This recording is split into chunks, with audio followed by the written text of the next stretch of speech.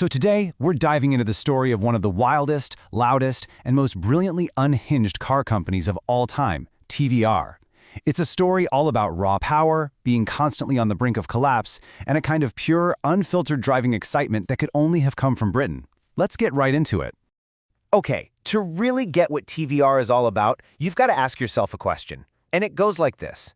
What do you get when you take a small workshop in the seaside town of Blackpool, stuff the absolute biggest engine you can find into the lightest possible body, and then just kind of forget to add any of the things that might stop it from trying to kill you? You get a TVR, that's what. I mean, for decades, this company was churning out some of the most thrilling, beautiful, and, let's be honest, terrifying sports cars on the entire planet. These were cars with so much character, so much noise, and an attitude that was basically pure insanity. And you know what? That is exactly why people love them. All right, so where did this whole crazy story kick off? Well, for that, we have to go all the way back to the beginning, to the man who gave the company its name and its entire founding spirit, Trevor Wilkinson. The early days, they were pure grit and garage engineering. Trevor Wilkinson starts out in this little workshop back in 1946, and just 3 years later, he builds his first car. By '58, the Grand Tourer comes along and kind of sets the template for everything to come. Lightweight, sporty. But things got properly wild in 1963 with the Griffith, a car that had so much power it perfectly summed up the TVR ethos. But it also drove the company straight into its first collapse in 1965. And that name, TVR, you might think it's some kind of technical acronym, right? But nope, the origin is way, way simpler. It's the man himself. They just pulled the consonants out of his first name, TRVR, and just like that, an icon was born. The formula in the beginning was just brilliant in its simplicity. You start with a lightweight tubular steel chassis, you drop a curvy fiberglass body on top to keep the weight right down, and for the engine, well, that was often up to the customer. They used engines from Ford, Austin, you name it. If you could pay for it, they'd figure out a way to cram it in there. And nothing shows this better than the Griffith. See, an American car dealer named Jack Griffith had the frankly bonkers idea to take this tiny British Grand Tourer and shoehorn a massive American Ford V8 engine into it. The result was a car with absolutely terrifying acceleration. The only problem? The brakes and handling weren't really upgraded to match. It was pure, raw muscle, and it defined the brand's reputation for years, even as it helped push it into bankruptcy.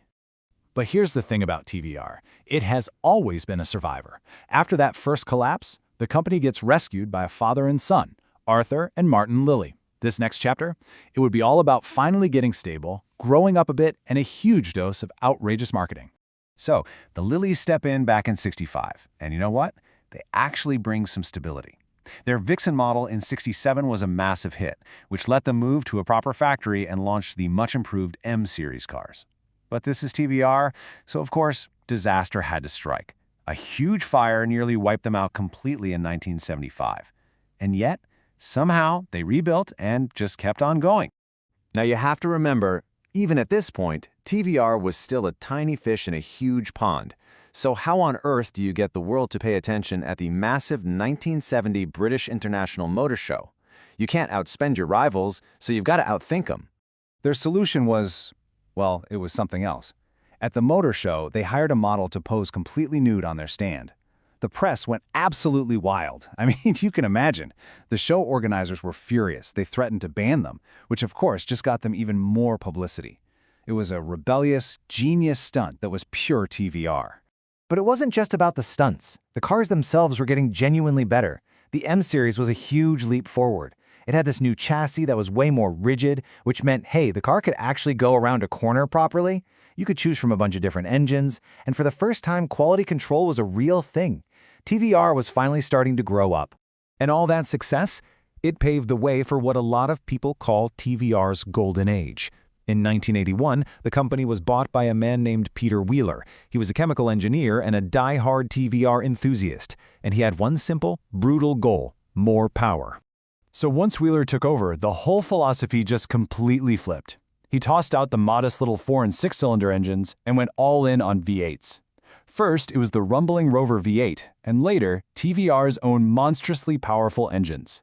The performance went from quirky and fun to genuinely, brutally uncompromising. So what was the Wheeler philosophy? Well, it was beautifully, brutally simple.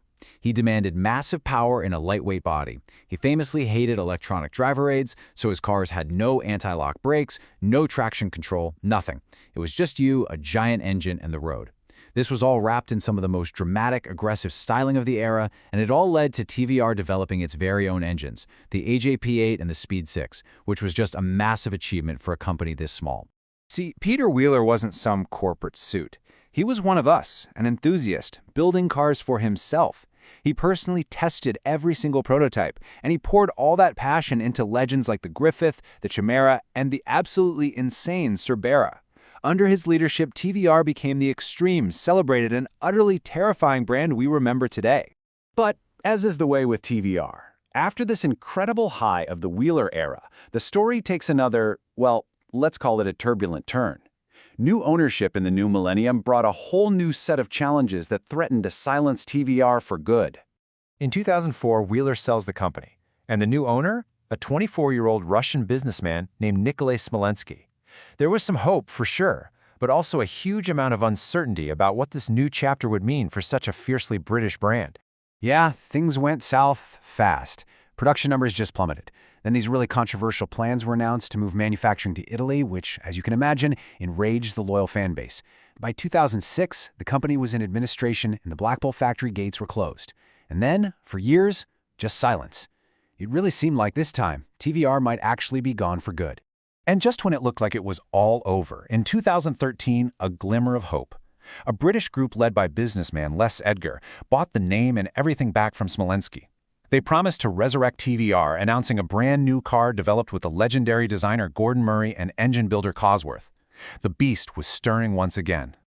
So, after all the bankruptcies, all the fires, and all the frankly ridiculous engines, what is TVR's legacy? Why does this small, chaotic company from Blackpool still have such a special place in our hearts? I think it really comes down to this: a raw, unfiltered connection between the driver and the machine. It's the unique, sometimes beautiful, often completely mad designs that always make you turn your head. And it's that unapologetic British eccentricity, that absolute refusal to ever be boring. That's what created a cult following so passionate that it's kept the dream alive through one near-death experience after another. And that brings us to the big question for today. That new TVR Griffiths has been promised for years now, but it's faced endless delays. Now there's even talk of an electric TVR. So in a world that's moving towards cars that are silent, autonomous, and incredibly safe, is there still a place for a brand whose entire identity is built on being loud, difficult, and just a little bit dangerous? We're all just going to have to wait and see.